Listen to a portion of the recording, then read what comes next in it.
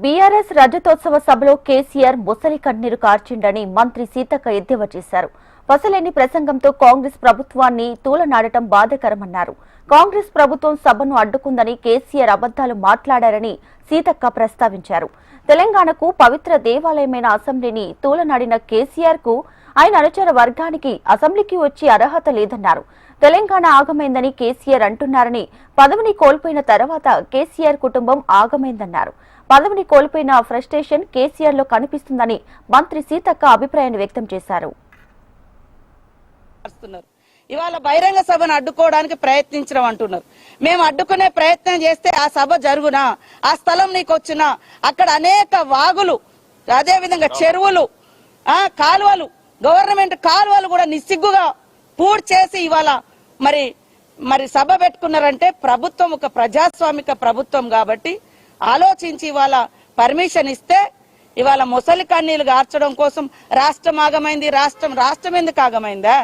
నీ కుటుంబం అధికారం పోయింది కాబట్టి నువ్వు ఆగమైనటువంటి బాధలో నువ్వు ఉన్నావు.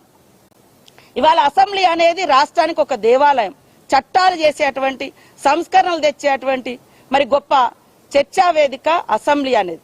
కానీ ఈరోజు అసెంబ్లీని కూడా సొల్లు కబురు అన్నావంటే, అంటే సొల్లు కబురు అన్నటువంటి ఈ మాజీ ముఖ్యమంత్రికి, ఈ కేసీఆర్ కు మళ్ళీ అసెంబ్లీలో అడుగుపెట్టే అర్హత ఉందా? అసలు ఆ పార్టీ వాళ్ళు అసెంబ్లీలో అడుగుపెట్టే అర్హత ఉందా నేను అడుగుతున్నా.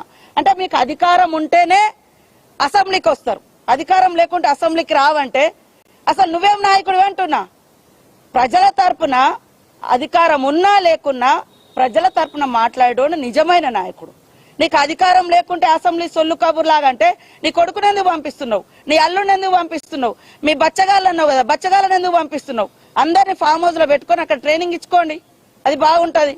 కాబట్టి ఈ రోజు కేసీఆర్ బాధ అంతా అధికారం పోయిందని తప్ప నిజంగా ఒక్కటంటే ఒక్కటి ఈ రాష్ట్రానికి ఉపయోగపడేది గాని వాస్తవాలు గాని ఆయన మాట్లాడలేకపోయిండు. ఒక నియంత అధికారం కోల్పోయిన తర్వాత ప్రజల్లోకి వస్తే ఎలా ముసలి కన్నీరు గాస్తాడో దానికి ప్రత్యక్ష సాక్ష్యం కేసీఆర్ ప్రసంగం. తెలంగాణకు కాంగ్రెస్ పార్టీని కేసీఆర్ విలన్ గా చిత్రీకరించడంపై మంత్రి పొంగులేటి శ్రీనివాసరెడ్డి అభ్యంతరం వ్యక్తం చేశారు. తెలంగాణ ప్రజల కళా సాకారం చేసిన కాంగ్రెస్ పార్టీని విలన్ గా చిత్రీకరించడం విడ్డూరంగా ఉందన్నారు.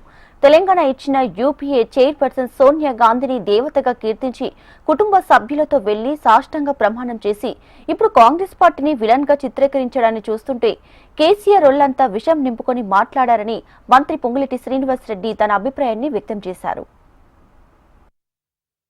మాజీ ముఖ్యమంత్రి గారు మాట్లాడేట స్టార్టింగ్ లగాయితూ ఎండింగ్ దాకా వారు మాట్లాడే ధోరణ, వారు ఏమన్నా ఒక మంచి సూచనలు ఇస్తారేమో ఈనాడు అధికారంలో ఉన్న పార్టీకి, వారు ఏమన్నా మంచి సలహాలు సూచనలు ఇస్తే తప్పకుండా సరిదిద్దుకోగలిగే ఉంటే సరిదిద్దుకోవచ్చు అని చాలా ప్రశాంతంగా వారి ఎంటైర్ స్పీచ్ వినటం జరిగింది. మనసంతా విషాన్ని నింపుకొని కాంగ్రెస్ పార్టీ తెలంగాణ రాష్ట్రాన్ని ఇచ్చినందుకు విలనగా చిత్రీకరిస్తున్నారా?